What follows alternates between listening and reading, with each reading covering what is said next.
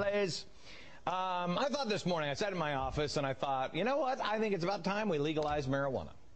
Hear me out for a second. We have to make a choice in this country. We either put people who are smoking marijuana behind bars or we legalize it. But this little game we're playing in the middle is not helping us, it is not helping Mexico, and it is causing massive violence on our southern border. We need to, how can I say this? Something or get off the pot. I'm just saying. Here's former Deputy Foreign Minister of Mexico, Andres Rosenthal. How are you, sir? Hi, Glenn. I'm fine. Thanks very much.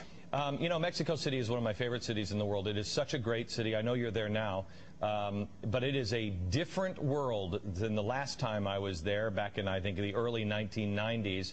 And it's because of drug consumption. 50% of our the money going to these cartels is coming just from marijuana coming across our border. Is that right, sir? Well, the statistics are, Glenn, that it's almost 60 or plus % of the total drug problem is related to marijuana exports and to marijuana being sold in the United States. Okay.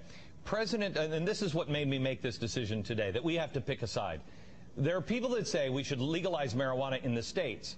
President Bush said you can't do that because I'm going to enforce the federal laws.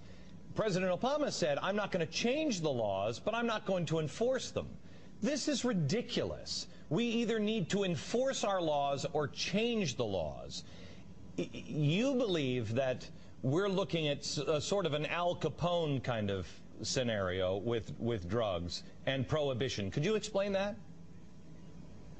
Well, I think there are a lot of parallels between the situation that's going on today and the situation that took place during Prohibition in the United States. Having made alcohol sales illegal to the public, what happened was that the criminal organizations got a hold of the business, not only of that business, but a lot of other businesses related to illegality. And it wasn't until Prohibition was repealed and alcohol sales were legalized, controlled, taking care that they weren't sold to minors and so on, that it was easier to get rid of these criminal gangs. And I think what we have is the same situation right now with drugs, especially with marijuana. As it happens, in the US, there is a tremendous demand for consumption. And if you leave it as something which is illicit, then the criminals will get a hold of it. They'll make a lot of money, as they have, billions and billions of dollars in selling this to consumers in the United States. And the consequence is what we're living here in Mexico, which is this tremendous drug-fueled violence when the government has decided to go against these traffickers. Okay, so let me ask you this. Here in America, people will say, you can't arrest people smoking pot because it's a victimless crime. Could you explain how it's not a victimless crime? Well, as long as it's on the books, as long as it is formally illegal, then of course you have the problem that you started out with, which is this hypocrisy of having a law on the books which is not being enforced. It still makes the illegality a great subject for criminals to get involved in. There's a lot of money to be made.